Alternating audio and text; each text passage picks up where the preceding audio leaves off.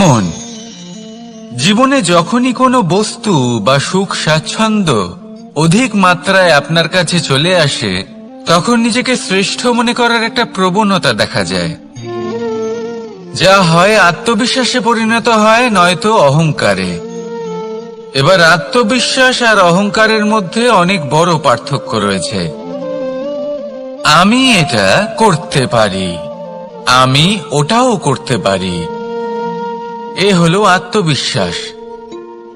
শুধুমাত্র আমি এটা করতে পারি, শুধুমাত্র আমি ওটাও করতে পারি, আমি হলাম সর্বশ্রেষ্ঠ, এটা হলো অহংকার। এবার এই অহংকারের ধ্বনি অনেক দূর প্রবাহিত হয়, আর এর প্রহার সর্বপ্রথম আপনাকে বিপর্যস্ত করে। এবার এই অহংকার এর বিপরীত শব্দ হলো বিনয়, অর্থাৎ নিজের ঊর্ধ্বে উঠে অন্যের বিষয়ে ভাবনা চিন্তা করা, সংসারের বিষয়ে ভাবা। এই বিনয়ী হবার চেষ্টা করুন, একের থেকে অনেক হওয়ার চেষ্টা করুন এবং একসাথে থাকার চেষ্টা করুন। নিশ্চিত রূপেই আপনি বিকাশের কারণ হবেন।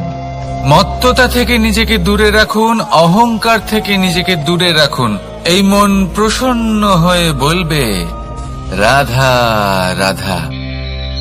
জীবনে যখন কোনো ব্যক্তি নিজের লক্ষ্য প্রাপ্তির জন্য নিরন্তর পরিশ্রম করতে থাকেন, চেষ্টা করতে থাকেন, তখন তিনি কষ্ট অনুভব করেন, কখনো শারীরিক কষ্ট, কখনো মানসিক কষ্ট।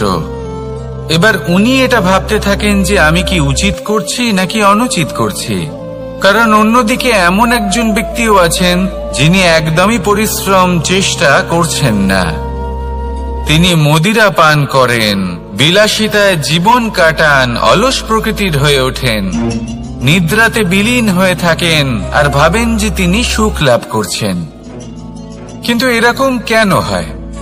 কারণ যখন আমরা সৎ পথে থাকি, উচিত পথে চলি, লক্ষ্য প্রাপ্ত করার জন্য চেষ্টা করতে থাকি, তখন আমাদের ভেতরে থাকা নেতিবাচক শক্তি এবং পাপ এই দেহকে ত্যাগ করে দেয়।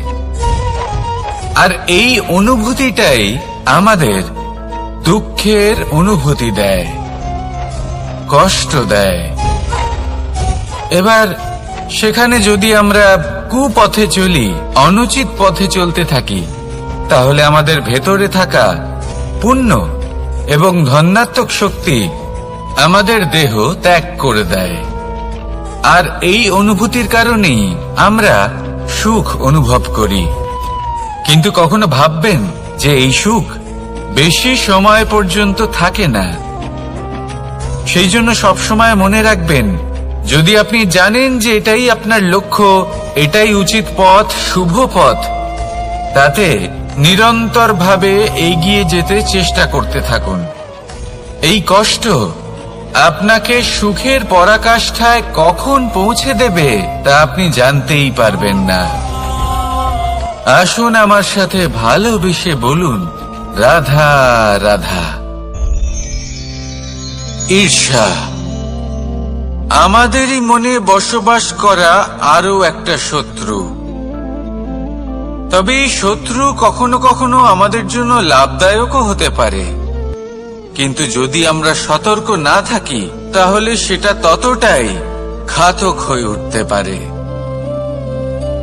যদি আপনার কোনো প্রতিদ্বন্দ্বী থেকে থাকে যে এগিয়ে চলেছে, তাকে দেখে আপনার মনে ঈর্ষা উৎপন্ন হয়, আর ঈর্ষাবশত আপনি নিরন্তর চেষ্টা করতে থাকেন, পরিশ্রম করতে থাকেন সামনে এগোনোর জন্য, তাহলে তার দ্বারা আপনার বিকাশই হবে।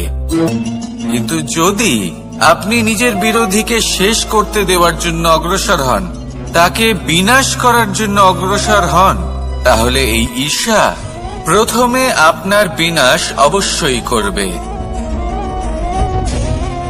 একটা কথা আছে, এটা পশু প্রবৃত্তি, আপনি শুধুই নিজের বিকাশের কথা ভাববেন। তিনিই হলেন প্রকৃত মানুষ, যিনি অন্য মানুষের জন্য প্রাণও দিতে পারেন।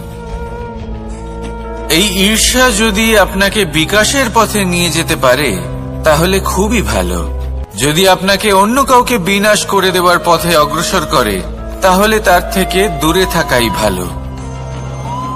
যেমন ধরুন, আপনার কাছে একটা সূচ আছে যার দ্বারা আপনি ছেঁড়া কাপড়ও সেলাই করতে পারবেন বা অন্য কারোর পাত্রে ছিদ্রও করে দিতে পারবেন। আপনি কি চাইবেন, নিজের বিকাশ নাকি অন্য কারোর বিনাশ? সিদ্ধান্ত আপনারই। আসুন আর আমার সাথে ভালোবেসে বলুন, রাধা রাধা। বিষ এবং অমৃত, এর ভিত্তিতেই সংসার চক্র চলতে থাকে। যখন সমুদ্র মন্থন হয়েছিল তখন এই দুই প্রাপ্ত হয়েছিল। প্রথমে বিষ পাওয়া গেল, তারপর অমৃত। জীবন মন্থন করলেও এগুলো লাভ করা যায়। এবার এই যে বিষ, তা হলো অমৃতের থেকে অনেক বেশি শক্তিশালী এবং সেই জন্যই অনেক বেশি ঘাতকও। এবার বোঝার চেষ্টা করি এই বিষ আসলে কি। যে কোনো বস্তু বা কোনো ভাব যদি মাত্রার থেকে বেশি পরিমাণে আপনার কাছে থাকে, প্রয়োজনের থেকে বেশি আপনার কাছে থাকে, তাহলে সেটা আপনার কাছে বিষ সমান হতে পারে। তা সে ধন হোক, শক্তি হোক, সম্মান হোক, ইত্যাদি ইত্যাদি। যদি আপনার কাছে এমন কিছু থেকে থাকে যা মাত্রার থেকে বেশি পরিমাণে আপনার কাছে আছে, তাহলে তাকে ভাগ করতে শিখুন। যদি আপনি ভাগ করতে শিখে যান তাহলে এই বিষই আপনার জন্য অমৃতে পরিণত হবে, আর তাদের কাছেও অমৃত সমান হয়ে উঠবে যাদের এই সাহায্যের প্রয়োজন। তাহলে ভাগ করে নিতে শিখুন আর আমার সাথে ভালোবেসে বলুন, রাধা রাধা। কোনো বাড়িতে, কোনো পরিবারে যখন কারোর জন্ম হয় তখন তা কত সুখের মুহূর্ত হয়। সেই ছোট্ট সন্তান যখন কিছুটা বড় হয়, সে হাঁটার চেষ্টা করে, আর সেই প্রক্রিয়াতেও খুব বড় একটা শিক্ষা লুকিয়ে রয়েছে,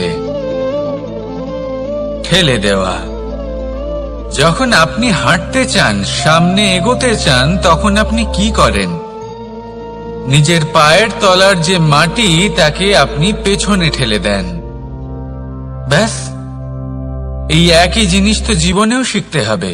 এবার যদি আপনি জ্ঞানের পথে অগ্রসর হতে চান তাহলে অজ্ঞানতাকে পেছনে সরিয়ে দিতে হবে।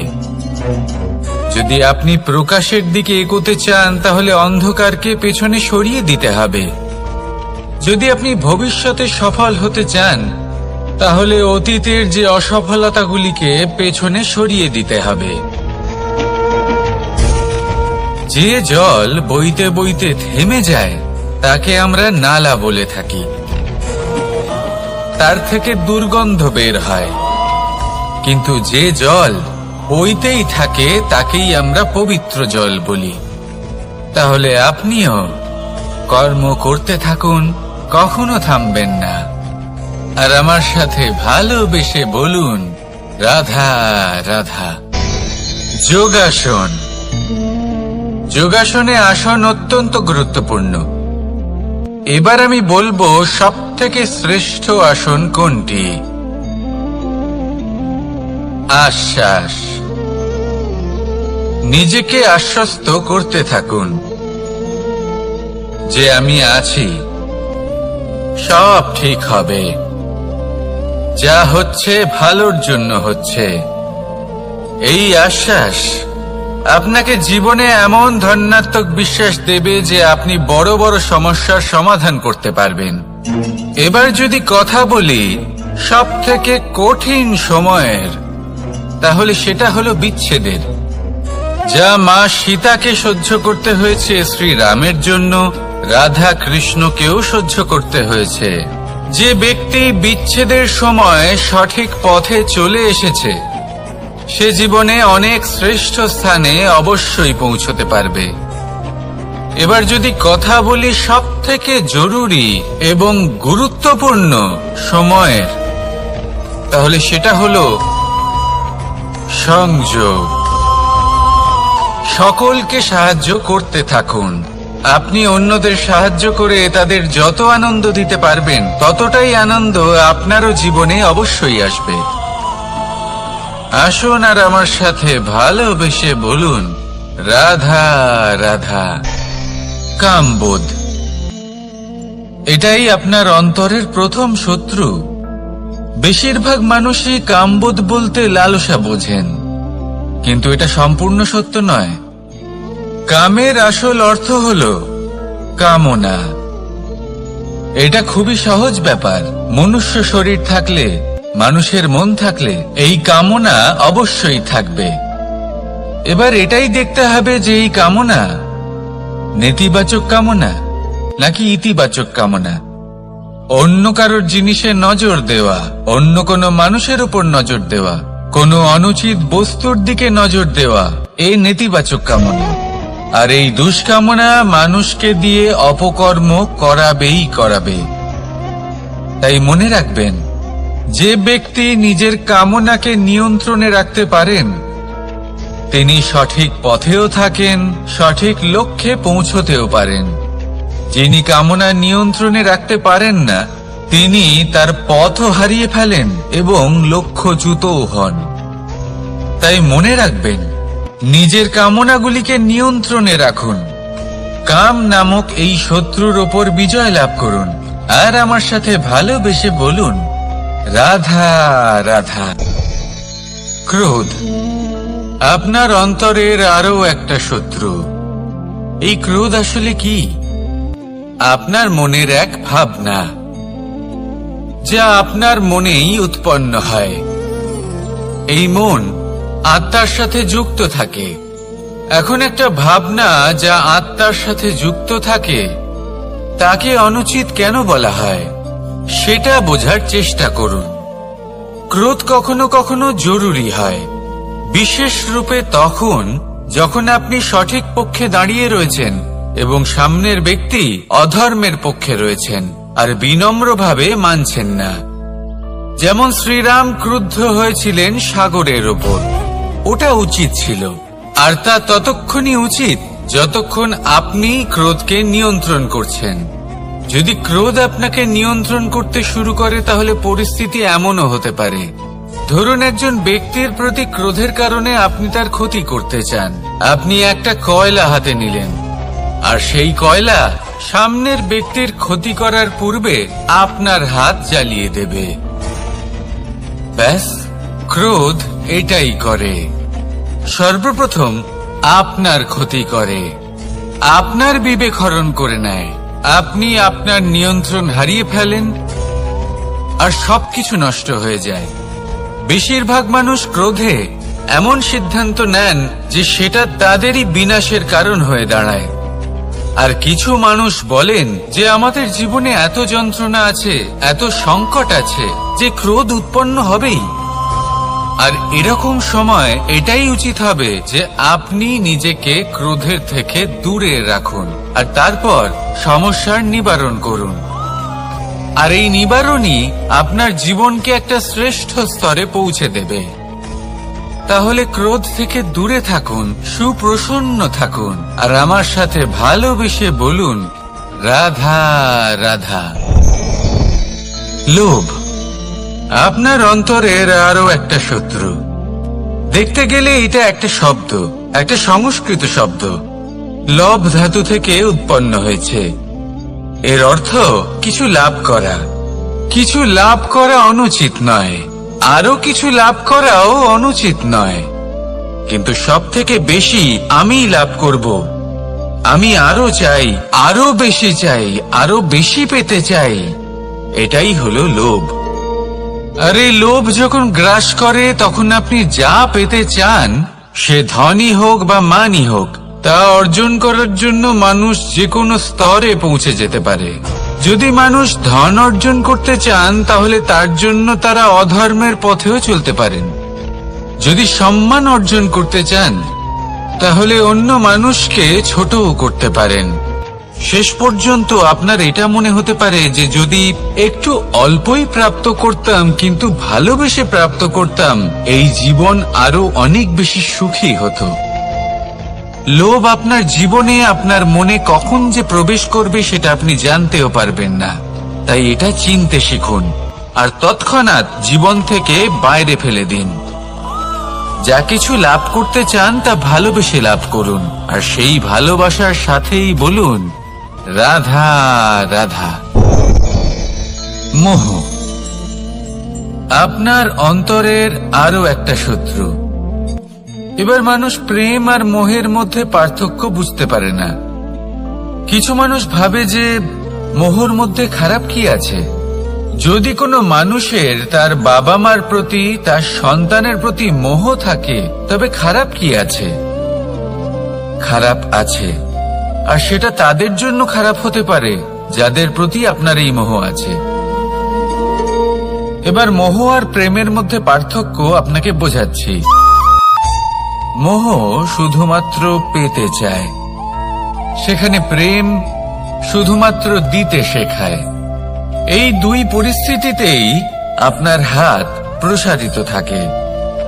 মোহের ক্ষেত্রে কোনো বস্তু বা কোনো ব্যক্তিকে লাভ করার জন্য, আর প্রেমে শুধুই প্রদান করার জন্য। মোহর বশে আপনার পায়ে বাঁধন পড়ে যেতে পারে। যদি মাতা পিতার তার সন্তানের প্রতি মোহ থাকে, তাহলে তারা তাদের সন্তানকে কখনো দুঃখে, চিন্তায়, যন্ত্রণায় দেখতেই পারবে না। সেই জন্য তারা সন্তানকে বেঁধে রাখতে চান একটা সুরক্ষিত ক্ষেত্রে, যেখান থেকে না তারা সংসারকে দেখতে পায়, না পরখ করতে পারে, না কিছু শিখতে পারে, না বিকট পরিস্থিতির সম্মুখীন হতে পারে। ঠিক যে কারণে তারা দুর্বল হয়ে পড়ে, অজ্ঞানী হয়ে ওঠে। তাদের বিকাশ সেখানেই স্তব্ধ হয়ে যায়, আর সেখানে প্রেম শুধুমাত্র বিকাশের পথে নিয়ে যায়। মা বাবা যদি সন্তানকে ভালোবাসেন, তাহলে তাকে ছেড়ে দেন যে যাও সংসারকে দেখো, পরখ করো আর শেখো। কিভাবে এর সাথে লড়াই করতে হবে সেটা নিজে শেখো। নিজের শক্তি নিজেই বাড়িয়ে তোলো, নিজের পথ চয়ন করো। সেই জন্য এই মোহর শিকল ভেঙে ফেলুন আর প্রেমকে আপন করে নিন। আর এই প্রেম দ্বারাই বলুন রাধা রাধা। মানুষ বড়ই বিচিত্র প্রাণী। অধিক থেকে অধিকতর ধন লাভ করার চেষ্টায় নিজের শরীরকে নষ্ট করে ফেলেন, নিজের শক্তি হারিয়ে ফেলেন, নিজের সামর্থ্য হারিয়ে ফেলেন। আর যে ধন লাভ করেন সেটা কোথায় যায়? সেই শক্তি, সেই সামর্থ্যকে আবার ফিরে পাওয়ার জন্য। আর কিছু মানুষ জীবন এমন ভাবে যাপন করেন যেন তা কখনোই শেষ হবে না।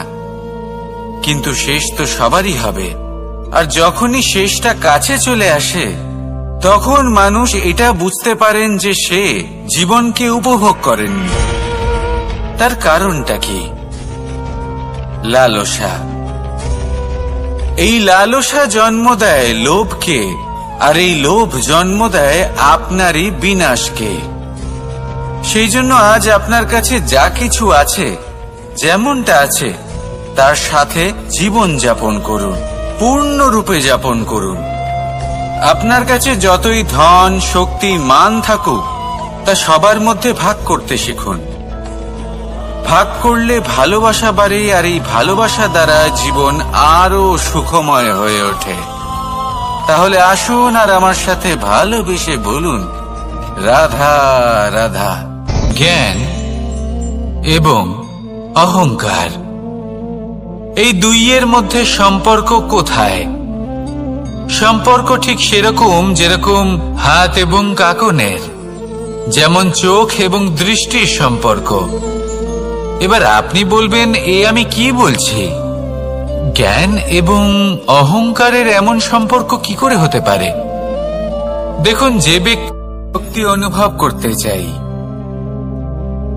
এবার যদি আপনাকে জিজ্ঞেস করা হয় যে সবথেকে বেশি শক্তির অনুভব কোথা থেকে করা সম্ভব, তখন কেউ কেউ বলবেন পুষ্টিকর আহার গ্রহণ করলে, ব্যায়াম করলে। কেউ বলবেন ধন লাভ করলে, বন্ধুদের থেকে, পরিবারের থেকে, আদি ইত্যাদি। এইভাবে আপনি শক্তির অনুভব অবশ্যই করতে পারেন। কিন্তু সবথেকে বেশি শক্তির অনুভব যদি আপনি করতে চান তাহলে তা পাবেন শুধু একতার দ্বারা, সংগঠনের দ্বারা। যদি আপনাকে উদাহরণ দিই, নিজের এই হাতটাকে দেখুন, 5টা আঙুল রয়েছে। কোনো একটা বস্তুকে নিজের একটা আঙুল দ্বারা তুলে ধরার চেষ্টা করে দেখুন, বড়ই কষ্ট হবে। তখন আপনি বুঝতে পারবেন যখন এই 5টি আঙুল একত্রিত হয় তখন কোনো কাজ কতটা সহজ হতে পারে। এটাই হলো শক্তি একতার। সবথেকে ভালো উদাহরণ যদি আপনাকে দিই তাহলে বাঁশি। এই বাঁশি থেকে অত্যন্ত মধুর সুর নির্গত হয় যা সবার মন প্রসন্ন করে দেয়। এই কথা সত্যি, কিন্তু এই বাঁশি আমি একটা বা দুটো আঙুল দিয়ে বাজাতে পারবো না। আমাকে প্রত্যেকটা আঙুল ব্যবহার করতেই হবে, তবেই এর থেকে মধুর সুর নির্গত হবে যা সকলকে প্রসন্ন করবে, ঠিক কি না? ঠিক এইভাবেই যদি আপনি চান যে আপনার জীবনরূপী বাঁশি থেকেও মধুর সুর নির্গত হোক বা সবার মনকে প্রসন্ন করে তুলুক, তাহলে আপনাকেও জীবনে একতা নিয়ে আসতেই হবে। আপনি একাও কর্ম করতে পারেন, পথ চলতেও পারেন, সামনেও এগোতে পারেন, সাফল্যও লাভ করতে পারেন। কিন্তু যখন সকলে একসাথে এগোবেন, সেই পথে চলবেন, সেই কর্মই করবেন, তখন লক্ষ্যে অবশ্যই পৌঁছবেন, সাফল্য অবশ্যই লাভ করবেন। কিন্তু সেই সাফল্য এবং তার আনন্দর সংমিশ্রণটাই একটু অন্যরকম হবে। তাই জীবনে ঐক্যবদ্ধ হন, একসাথে মিলে এগোতে থাকুন, আর আমার সাথে ভালোবেসে বলুন, রাধা রাধা।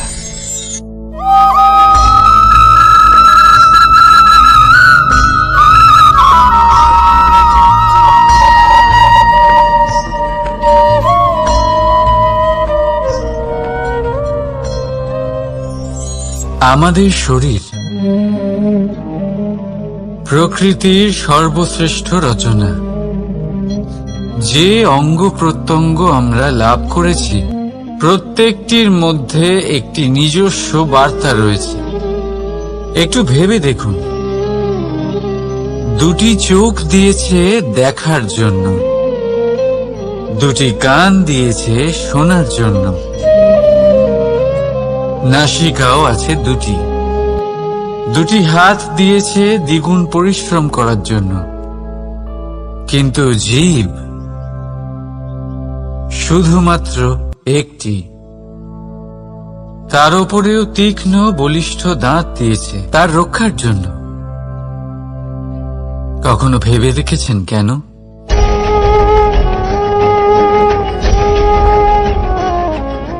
কারণ শব্দ আর শব্দের প্রয়োগ মানুষের সবচেয়ে বড় অস্ত্র, যার প্রয়োগ যত ভেবেচিন্তে করা যায় মানুষ তার জীবনে ততটাই উপরে উঠতে পারে। তাহলে মনে রাখুন, দেখুন, শুনুন আর বুঝুন বেশি, বলুন কম।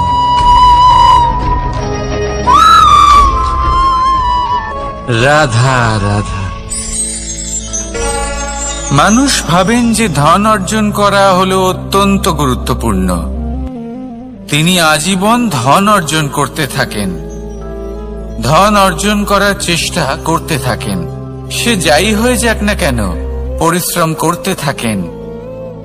স্বাস্থ্যের দিকে নজর দেন না, না উচিত সময় খাবার খান, না উচিত সময় ঘুমোতে যান, না পর্যাপ্ত সময় পর্যন্ত ঘুমন, কিছুই না। ধন অর্জন করতেই থাকেন, করতেই থাকেন। আর কিছু সময় পরে যখন তিনি অসংখ্য ধন লাভ করে ফেলেন, তখন তার সাথে ওনার শরীরে অনেক রোগ বাসা বাঁধে। এইসব রোগের উপচার করতে করতে সেই সমস্ত ধন যা উনি অর্জন করেছেন তা তিনি ব্যয় করে ফেলেন। শেষ পর্যন্ত কি হয়? আমরা যেভাবে এসেছি ঠিক সেইভাবেই ফিরে যাই, ধন এখানেই থেকে যায়। দেখুন, একটা অত্যন্ত গুরুত্বপূর্ণ কথা রয়েছে যে আপনার বোঝা উচিত। এই যে ধন, তার ব্যবহার করুন জীবনকে আরো ভালো করে তোলার জন্য। ধনের সদ্ব্যবহার করা উচিত, এমন যেন না হয় এই ধন আপনাকে ভোগ করে ফেলে। এই জীবনকে নিশ্চিত রূপে আরো শ্রেষ্ঠ করে তুলুন, কিন্তু এই ধন অর্জন করার এই প্রক্রিয়াতে নিজের সারা জীবনকে নষ্ট করে ফেলবেন না। এই জীবন উপভোগ করতে শিখুন, আর আমার সাথে ভালোবেসে বলুন, রাধা রাধা। কথায় আছে, অন্ধকারে প্রদীপ প্রজ্বলিত করলে চতুর্দিক আলোকিত হয়, কিন্তু যদি এই প্রদীপ আমি সূর্যের আলোর সম্মুখে সকালবেলায় প্রজ্বলিত করে রেখে দিই, তাহলে কি হবে? আপনি বলবেন যে এটা করে তো কোনো লাভই হলো না। সূর্যের প্রকাশের সামনে এই প্রদীপ আসলে কিছুই নয়। এবার এই চিন্তা ভাবনা প্রত্যেক দিন করতে হবে, আর একটা অমূল্য শিক্ষা পেতে হবে। মনে করুন যে আপনি মহাপুরুষের সামনে বসে আছেন, কোনো মহাজ্ঞানীর সামনে, তাহলে সেই ব্যক্তির সামনে নিজের জ্ঞানের প্রদীপ প্রজ্বলিত করবেন না। নীরব থাকুন, আর সেই ব্যক্তির সূর্যের প্রকাশের মতো জ্ঞান প্রাপ্ত করুন। যতটা পারবেন জ্ঞান লাভ করুন। যদি এমন কোন সময়, এমন কোন স্থানে আপনি আছেন যেখানে চতুর্দিক অন্ধকার, কারোর কাছেই জ্ঞান নেই, সেখানে নিজের জ্ঞানের প্রদীপ প্রজ্বলিত করুন। এমন করলে দুদিক থেকেই আপনার লাভ হবে। আপনার জ্ঞান প্রাপ্তিও হবে, আর জ্ঞানের সঠিক প্রয়োগও করতে পারবেন। আর এই মন প্রসন্ন হয়ে বলবে, রাধা রাধা। মানুষের মধ্যে একটা বিচিত্র প্রবৃত্তি থাকে, অন্য সকলের বিষয়ে, তাদের জীবনের বিষয়ে, তাদের ব্যক্তিত্বের বিষয়ে, তাদের ভবিষ্যতের বিষয়ে অনুমান করা। এটা হলো অনুচিত। কারোর অতীতকালকে দেখে লোকে ভবিষ্যৎ বলে দিতে পারেন, বর্তমানকে দেখে ভবিষ্যতের বিষয়ে অনুমান করে ফেলেন। উদাহরণ দিতে হলে বলবো, কোনো দাসকে দেখুন, ওকে দেখে লোকে বলে যে ওর ভবিষ্যৎ সেটাই হতে পারে, অনুমান করে ফেলেন। আর এই রাজাকে দেখুন, উনি তো কত সুখী হবেন, উনি তো জগতের সব থেকে অধিক সুখী মানুষ, কত সুখ সুবিধা আছে ওনার কাছে, ধারণা করে ফেলেন। তবে সত্য তো এটাই যে কারোর ব্যক্তিত্বের বিষয়ে, তাদের ভবিষ্যতের বিষয়ে আপনি পূর্ণ সত্য কখনোই বলতে পারবেন না, শুধু অনুমান করতে পারবেন। আর এই অনুমান করে সত্যি কোনো লাভ হয় না, কারণ এই কাল সেটা হলো অত্যন্ত শক্তিশালী।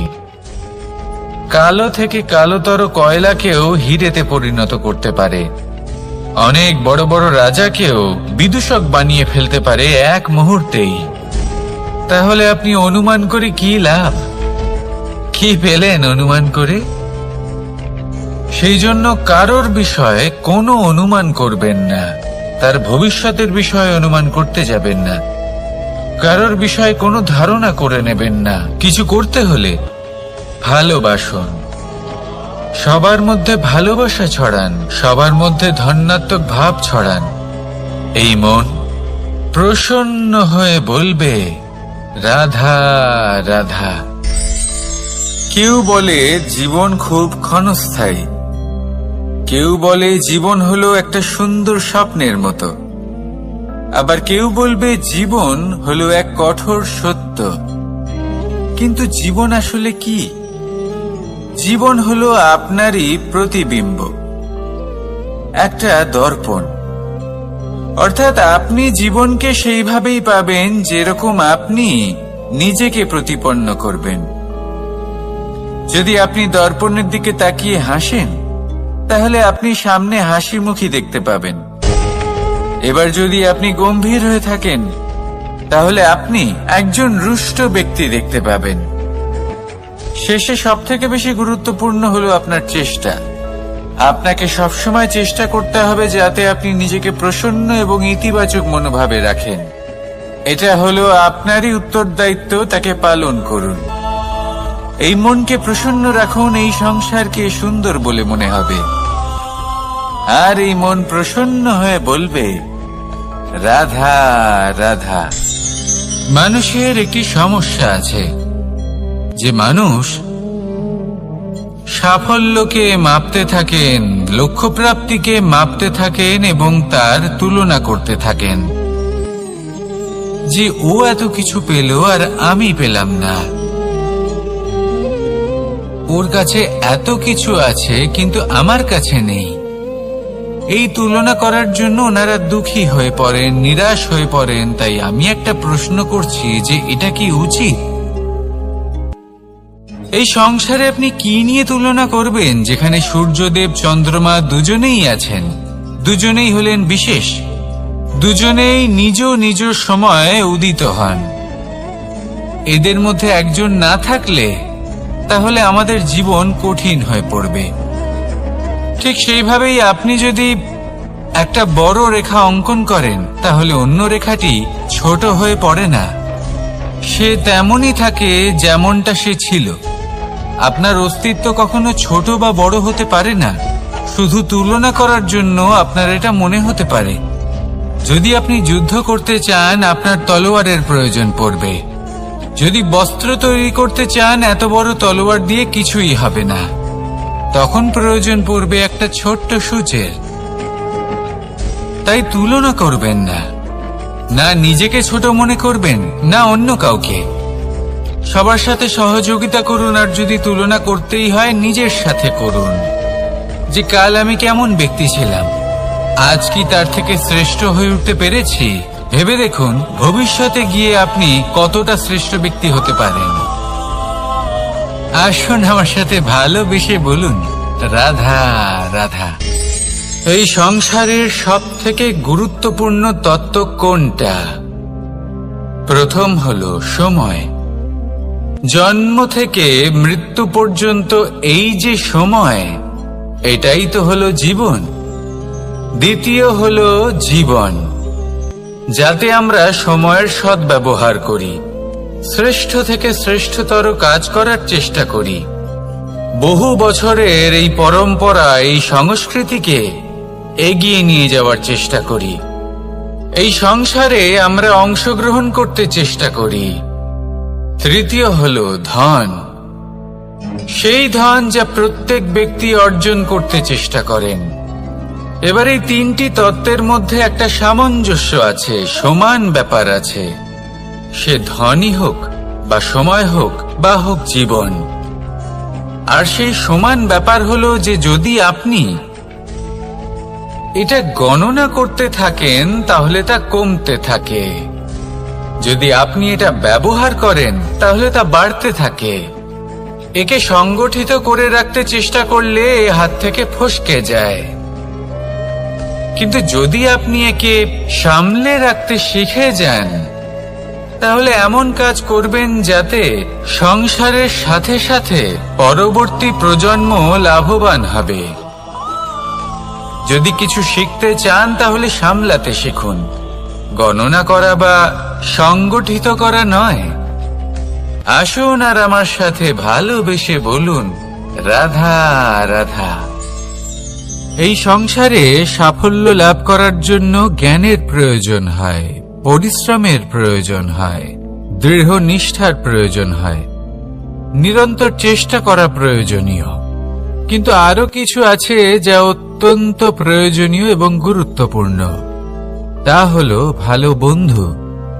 তাদের থাকা অত্যন্ত প্রয়োজনীয়। যদি ভালো বন্ধু থাকে তাহলে সময় এলে তারা ঢাল হয়ে আপনাকে সুরক্ষা করবেন।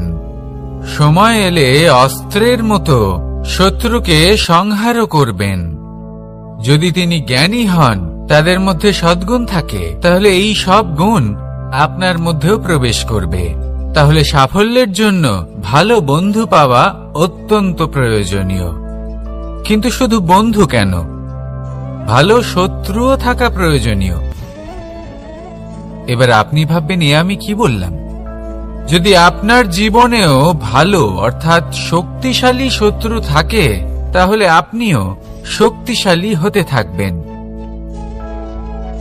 এই শত্রু আপনাকে প্রেরিত করবে আরো বেশি শক্তিশালী হয়ে ওঠার। কখনো কোনো হরিণকে দেখুন, তীব্র গতিতে দৌড়তে থাকে। কেন তীব্র গতিতে দৌড়য়? এই কারণে নয় যে কোথাও তার জন্য মধুর ঘাস অপেক্ষা করে রয়েছে, না, সে এই কারণে তীব্র গতিতে দৌড়য় কারণ সেটা না করলে তার পেছনে একটি সিংহ আছে যে ওকে নিজের ভোজন করে ফেলবে। তাই জীবনে বিপদ, সংকট এই সবকিছুও হলো অত্যন্ত গুরুত্বপূর্ণ। তার সম্মুখীন হতে শিখুন আর আমার সাথে ভালোবেসে বলুন, রাধা রাধা। পুরুষার্থ। শাস্ত্রে 4 ধরনের পুরুষার্থের কথা বলা হয়েছে। প্রথম হলো ধর্ম। আপনি কি জানেন এই ধর্ম আসলে কি? আপনার কি মনে হয় ধর্ম আসলে কি? কোনো বিশেষ ঈশ্বরকে মানাই কি ধর্ম বলা হয়, নাকি কোনো বিশেষ রীতি পালন করাই হলো ধর্ম, নাকি কোনো বিশেষ সাহিত্যকে সর্বশ্রেষ্ঠ মনে করাই হলো ধর্ম? না, ধর্ম হলো সেটা যাকে ধারণ করা যেতে পারে, আর ধারণ শুধু সেটাই করা যায় যা পবিত্র।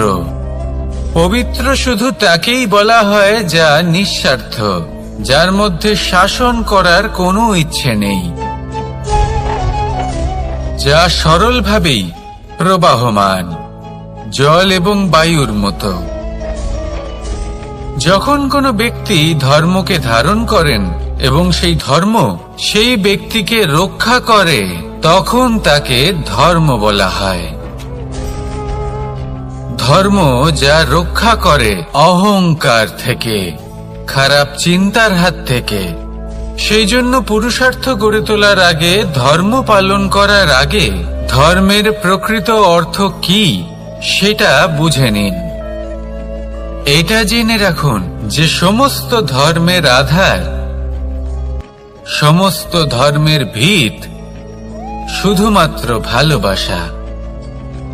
আসুন আর এই ভালোবাসার সাথেই বলুন, রাধা রাধা। কখনো কোনো বাগানের কোনো বৃক্ষকে দেখেছেন যেখানে সুগন্ধি ফুল থাকে, রসালো ফল থাকে? তখন মন প্রফুল্ল হয়ে ওঠে, মন থেকে সেই বৃক্ষের প্রতি ভালোবাসা জন্মায়। কিন্তু যিনি বাগানের মালিক, শুধুমাত্র তিনিই জানেন যে কিভাবে এই বৃক্ষকে আগলে রাখতে হয়, কিভাবে তার পরিচর্যা করলে এতে সুন্দর সুগন্ধি ফুল হবে, রসালো ফল হবে। কখনো কখনো প্রয়োজনের থেকে বেশি রোদ পেলে এই বৃক্ষগুলি শুকিয়ে যায়, প্রয়োজনের থেকে কম রোদ পেলেও এই বৃক্ষ কিন্তু শুকিয়ে যায়। প্রয়োজনের থেকে কম জল যদি পায়, এই বৃক্ষ শুকিয়ে যেতে পারে। প্রয়োজনের থেকে অতিরিক্ত জল যদি পায়, তখনও এই বৃক্ষের শিকড়গুলি নষ্ট হয়ে যেতে পারে। এবার এটাই কিন্তু আমাদের সংসারের সাথেও হয়। আমাদের সংসারের সকল প্রতিভাশালী ব্যক্তি, যেমন লেখক, বিচারক, প্রবক্তা, যোদ্ধা, এদের সবার ক্ষেত্রে এই কথাটাই প্রযোজ্য। যদি বেশি প্রশংসা করা হয়, তাহলেও এরা হারিয়ে যাবেন। প্রয়োজনের থেকে বেশি যদি নিন্দা করা হয়, তখনও তারা নত হয়ে পড়বেন। তাহলে আজ আমি এদের রক্ষা করব এবং নিজেদেরও। এটা কোনো এক সময়ের কথা। একটা দুজন বোন জাঁতাকলে গম পিষাই জেনে রাখুন কখন কোন নিন্দায় আপনি লজ্জিত হবেন ছিলেন।